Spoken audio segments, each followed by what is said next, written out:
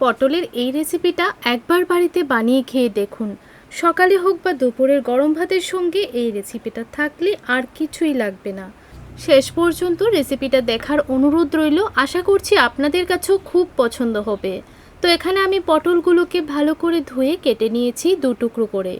এখন মাঝের যে বীজের অংশটা আছে সেটাকে আমি একটা চায়ের চামচ দিয়ে দেখুন এইভাবে তুলে নিচ্ছি। সবগুলো পটল থেকে একই রকমভাবে বীজগুলো তুলে নেব। আর মাঝের এই অংশটাকে খুব সুন্দরভাবে পরিষ্কার করে নিয়েছি। এই দেখুন সবগুলোকে একই রকমভাবে পরিষ্কার করে নিলাম। এখন এই বিচিগুলো ফেলে দেব না। একটা বাটির মধ্যে বড় সাইজের দুটো সেদ্ধ আলু গ্রেট করে নিলাম আর পটলের বীজগুলোকে একটু ছোট ছোট করে চাকু দিয়ে কেটে দিয়ে দিলাম। এখন দিয়ে দেব একটা পেঁয়াজ কুচি, বড় দেখে একটা পেঁয়াজ কুচি দিয়ে দিলাম আর দিয়ে দিচ্ছি ঝাল বুঝে কাঁচা লঙ্কা কুচি। এখন একটা ডিম ভেঙে দিলাম আর দিয়ে দিলাম 1 চামচ আদা রসুনের পেস্ট। এখন হাফ টিস্পুন হলুদ গুঁড়ো দিয়ে দিচ্ছি আর হাফ টিস্পুন নুন দিয়ে দিলাম। নুনটা আপনারা বুঝে দেবেন।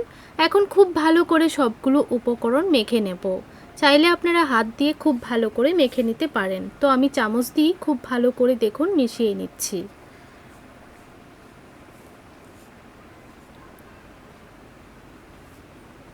তো ভালো করে মেখে নেওয়ার পর এখন এই পটলগুলোর মধ্যে এক এক করে মিশ্রণটা দিয়ে দেব। এই দেখুন চামচ দিয়ে ঠিক এইরকমভাবে মাঝখানে দিয়ে দেব।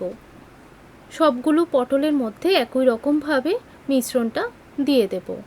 তো সবগুলো পটলের মধ্যে দিয়ে দিলাম। দেখুন এখন এই পটলগুলোকে সাইড করে রেখে দেব।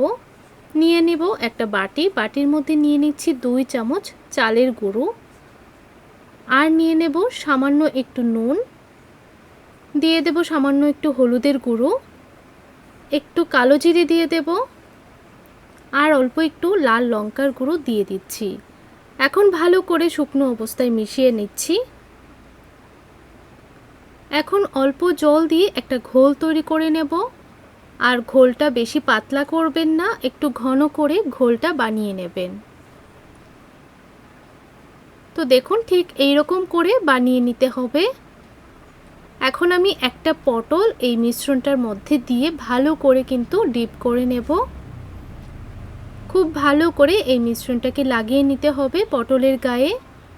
এখন জলটা ঝরিয়ে ভালো করে দেখুন তুলে নিলাম। এখন এগুলোকে ফ্রাই করে নেব। তার জন্য একটা কড়াইয়ের মধ্যে 3 টেবিলস্পুন তেল ভালো করে গরম করে নিয়েছি আর সরিষার তেলের মধ্যেই আমি এটাকে ভেজে নিচ্ছি। তেলটা ভালোভাবে গরম হয়ে যাওয়ার পর পটলগুলোকে দিয়ে দিচ্ছি আর পটলগুলোকে অবশ্যই আপনারা ভালো করে ঘোলটার মধ্যে ডিপ করে নেবেন। তো সবগুলো পটল একসঙ্গে ভাজা যাবে না, তাই আমি 2 বেচে পটলগুলোকে ভেজে নিচ্ছি। কিছুক্ষণের জন্য ঢাকা দিয়েছিলাম, 2 থেকে 3 মিনিট ঢাকা দিলেই চলবে। তো 3 মিনিট পর ঢাকনাটা তুলে এখন উল্টিয়ে দিচ্ছি। যখন দেখবেন একটা পিঠ এইরকম কালার চলে এসেছে তখন আপনারা উল্টিয়ে দেবেন। আবারও ঢাকা দিয়ে দেব 2 থেকে 3 মিনিটের জন্য, তাহলে পটলগুলো ভালো করে সেদ্ধ হবে। তো 3 মিনিট পর ঢাকনাটা তুলে দিচ্ছি। গ্যাসের ফ্লেমটা কিন্তু অবশ্যই লোতে রাখবেন, না হলে কিন্তু পটলগুলো পুড়ে যাবে।